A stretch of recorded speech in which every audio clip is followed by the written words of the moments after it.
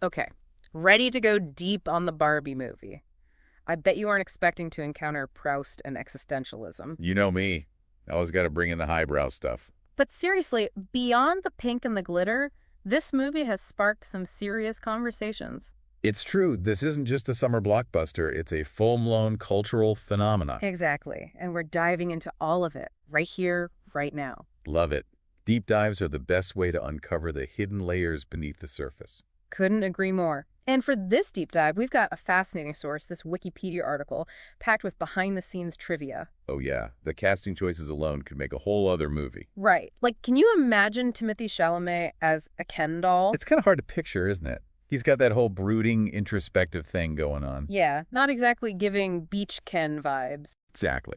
Makes you wonder what Greta Gerwig's original vision was for the Ken characters. And speaking of Ken, John Cena as the mermaid Ken. Who saw that coming? Right. Total curveball. That little tidbit in the Wikipedia article about how he got the role, pure Hollywood magic. Wait, fill me in. I missed that part. So apparently, Cena and Margot Robbie randomly bumped into each other at a restaurant in London. No way. And Cena, being the gentleman he is, picked up Robbie's tab. Greta Gerwig hears about this, and boom, she sees it as a sign. Next thing you know, he's rocking that platinum blonde wig and those shell necklaces. That's amazing. Right. Talk about being in the right place at the right time. Right. Sometimes the universe just knows how to cast a movie. It's wild. And speaking of casting, did you know Olivia Colman almost had a role in this? Seriously. Yeah, it mentions it in the Wikipedia article. Sadly, her scene got cut. Oh, man. Now that's some next-level trivia. I need to know more. Right. I wonder what the context was, who she would played. It's a mystery for the ages. It really makes you appreciate the art of filmmaking, all the tough choices that have to be made. Like, who else didn't make the final cut? And this is just the tip of the iceberg, right? We haven't even gotten to the Proust Barbie. Oh, right. Imagine trying to explain that to a test audience. Okay, so she's like the embodiment of lost time and memory. Yeah, maybe a bit too highbrow, even for this movie. Just a tad. But it does show how the filmmakers were playing with these different layers of meaning, even if they didn't all make it into the final cut. Exactly. It's like they were aiming for this balance between being thought-provoking and still being accessible to a wide audience. Which, when you think about it, is a pretty good metaphor for the movie itself. Totally. Okay, so we've talked about casting choices, deleted scenes, even Proust Barbie. But things get a little more, shall we say, real world when we talk about the 9-line controversy. Yeah, this is where a fun summer movie about a doll gets tangled up in some pretty serious geopolitics. Exactly. And it all centers around this one scene with what was it, a hand-drawn map? Right, and depending on who you ask, that map either does or does not depict the 9-line, which is basically China's way of claiming a huge chunk of the South China Sea. And that claim has sparked a lot of tension in the region, right? Absolutely. We're talking about control over valuable resources, shipping routes, fishing rights, not to mention the potential for military conflict. So it's no small thing. And when Barbie, even unintentionally, wades into those waters, people are going to notice. Exactly. And the reactions were swift and strong. Vietnam, for example, banned the film outright. Wow, they weren't messing around. I remember reading that Warner Brothers tried to downplay it, said the map was just a child's doodle. Right, but it makes you think, doesn't it? About the responsibility, even for a seemingly lighthearted film, to be aware of these sensitivities. Especially in a global market where a movie isn't just seen by one audience, but by people all over the world with different histories, different perspectives. And this ties into some of the bigger themes about representation that the film explores. Barbie entering the real world, encountering a world not made for her. It resonates with so many real-life experiences of marginalized groups. Right. And it's not just about physical spaces, but about whose stories get told, whose voices are heard. And sometimes a controversy like this, even if unintentional, can shine a light on those power dynamics. Absolutely.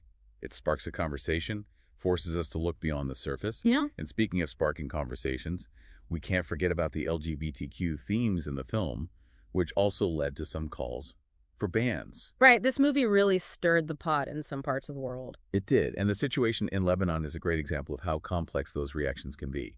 Initially, there were moves to ban the film. Oh, really? I hadn't heard about that. Yeah, but then they actually reviewed the film, had some discussions, and ultimately decided to let it screen. Wow. So it wasn't a simple knee-jerk reaction. They actually engaged with the film on its own terms. Exactly.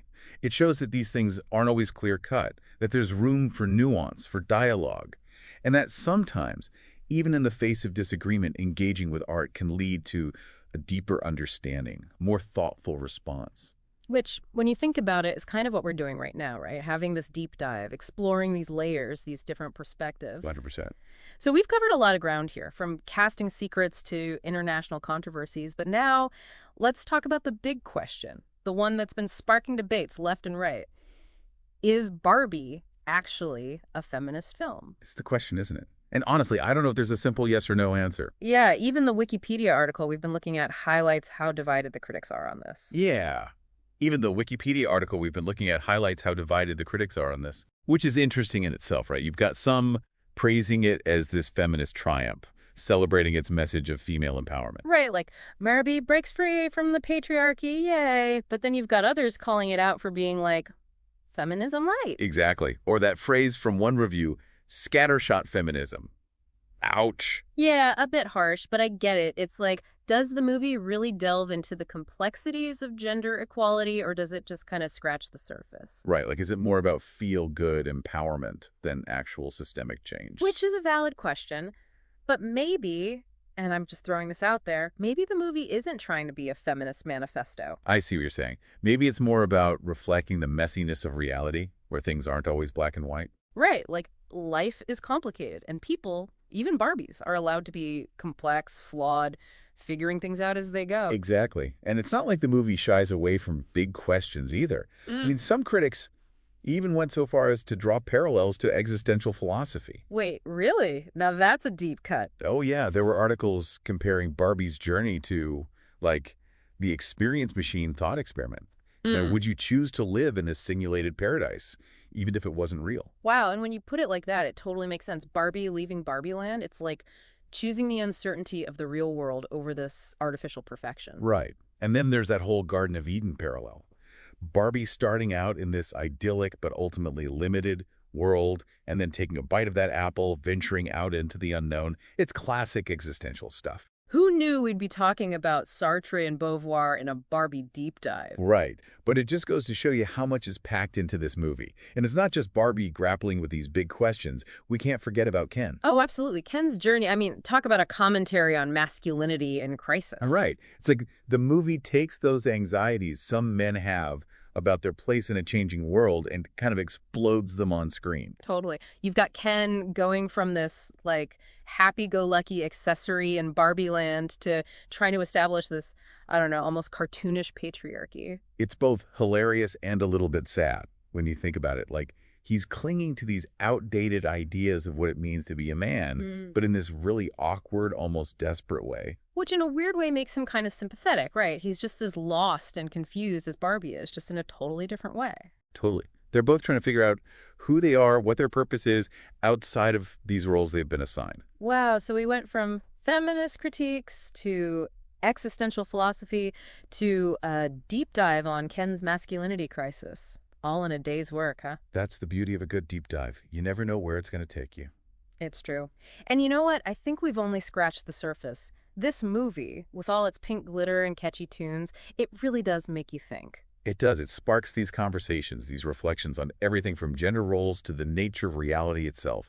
And isn't that the mark of a great piece of art? When it stays with you, makes you see the world a little differently. 100%. So next time you see a Barbie doll, or hey, even just a bright pink convertible rolling down the street, maybe it'll spark a thought, a question, a whole chain of ideas, and who knows, maybe that's all it takes to start your own deep dive into the unexpected depths of our culture. Thanks for joining us for this deep dive, everyone.